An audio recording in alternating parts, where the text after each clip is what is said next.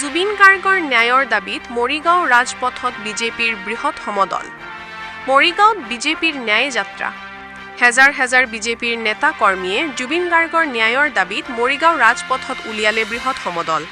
এই ন্যায় যাত্ৰা সমদলত অংশগ্ৰহণ কৰে মন্ত্ৰী পীয়ুষ হাজৰিকা, মন্ত্ৰী বিমল বৰা, মৰিগাঁও সমষ্টিৰ বিধায়ক ৰমাকান্ত দেউৰী, তিৱা সায়ত্ব পৰিষদৰ মুখ্য কাৰ্যবাহী সদস্য জীৱন চন্দ্ৰ কোঁৱনৰ লগতে আন বহু নেতাই। আমি আজি শান্তি সমদলহে উলিয়াম, গতিকে শান্তি সমদল যাত্ৰাত আগবাঢ়িব লাগিব। কোনেও হুলস্থুল নকৰিব। আমি সকলোৱে নিয়ম শৃংখলা বজাই ৰাখি নিয়ম শৃংখলা অটুট ৰাখি আমি আজি সমদল যাত্ৰা আৰম্ভ কৰিম। সেইকাৰণে বাৰে বাৰে আমি চৰকাৰ কাৰ্যকৰ্তাসকলক অনুৰোধ জনাইছোঁ, আপোনালোকে কেতিয়াও নিয়ম শৃংখলা ভংগ নকৰিব।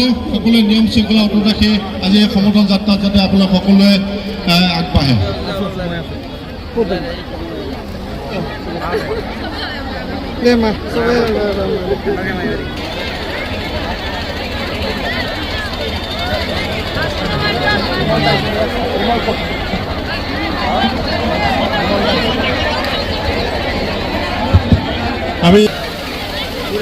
আমি সকলোৱে যোৱা প্ৰায় 40 দিন বহুত কষ্টত আছোঁ, বহুত দুখত আছোঁ।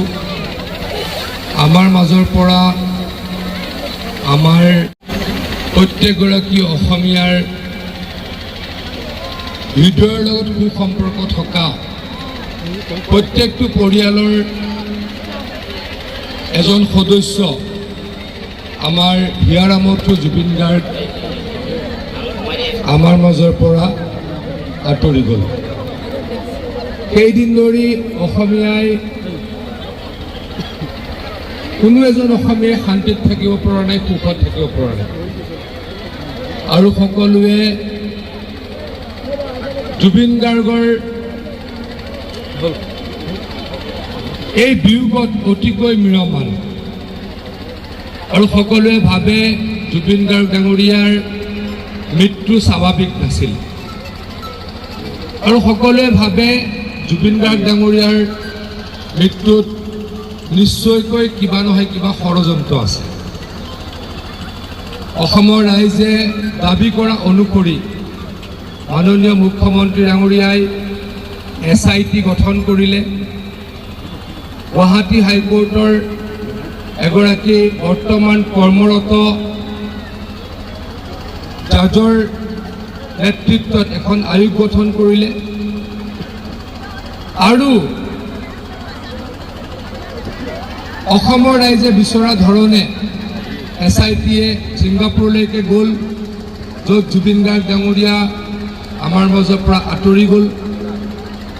আৰু অসমৰ ৰাইজে চিহ্নিত কৰা কেইবাগৰাকীও অপৰাধীক ইতিমধ্যে কৰায়ত্ব কৰা হ'ল আৰু তেখেতলোকক জেল হাজতলৈ প্ৰেৰণ কৰা হ'ল।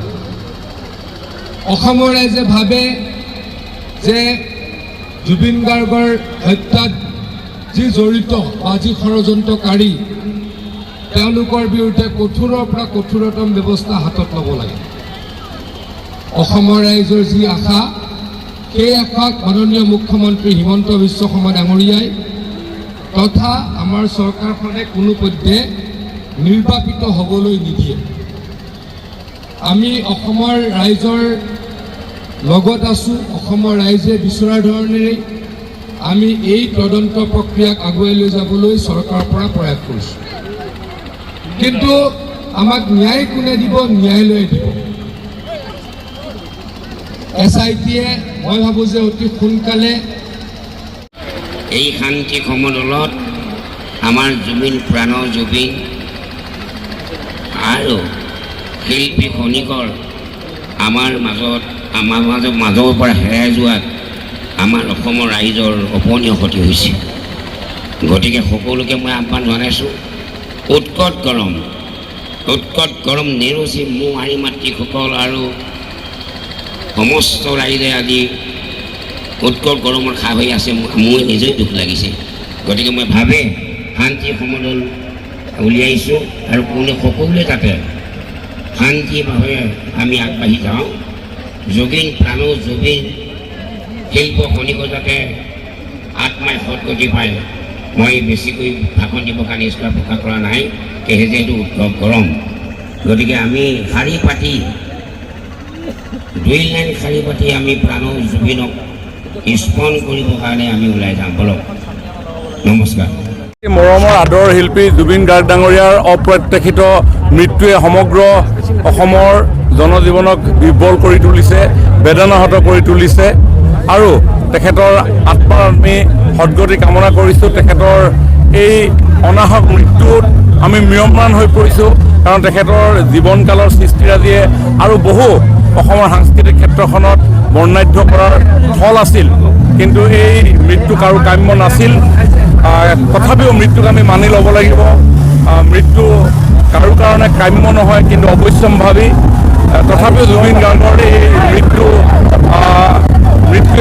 মৃত্যুৰ যি কাৰণ যি প্ৰকৃত কাৰণ সেই কাৰণ জানিবৰ কাৰণে সমগ্ৰ অসমৰ জনসাধাৰণ আজি অপেক্ষাৰত তাৰ কাৰণে মাননীয় মুখ্যমন্ত্ৰী ডক্টৰ হিমন্ত বিশ্ব শৰ্মা ডাঙৰীয়াই আইনগতভাৱে যিখিনি কৰিব লাগে এখন চৰকাৰৰ মুৰব্বী হিচাপে ন্যায়পালিকাৰ জৰিয়তে যি ন্যায়ৰ প্ৰকৃত কাৰণ উদ্ধাৰ কৰিবৰ কাৰণে যিখিনি কৰণীয় সকলোখিনি কৰা হৈছে SIT গঠন কৰিছে CIDয়ে তদন্ত কৰি আছে সমান্তৰালভাৱে উচ্চ ন্যায়ালয়ৰ এগৰাকী ন্যায়াধীশৰ জৰিয়তে গোটেই বিষয়টো পুংখানুপুংখভাৱে চোৱা চিতা কৰিবৰ কাৰণে দায়িত্ব প্ৰদান কৰা হৈছে কিন্তু এইখিনি কৰাৰ পিছতো অসমত এনেকুৱা ধৰণৰ এটা বাতাবৰণ নিৰ্মাণ হ'ল যে যি বাতাবৰণে কিছু বিভ্ৰান্তিৰ পৰিৱেশ সৃষ্টি কৰিছে আৰু ভাৰতীয় জনতা পাৰ্টীয়ে তেনেধৰণৰ বিভ্ৰান্তিকৰ পৰিৱেশ কেতিয়াও হোৱাটো নিবিচাৰে জুবিন গাৰ্গ ডাঙৰীয়াৰ মৃত্যুৰ কাৰণ প্ৰকৃত ৰহস্য উদ্ঘাটন হোৱাটো বিচাৰে আৰু সেইকাৰণেই যে ৰাইজক আমি এই আহ্বানেৰে আমিও যে জুবিন অনুৰাগী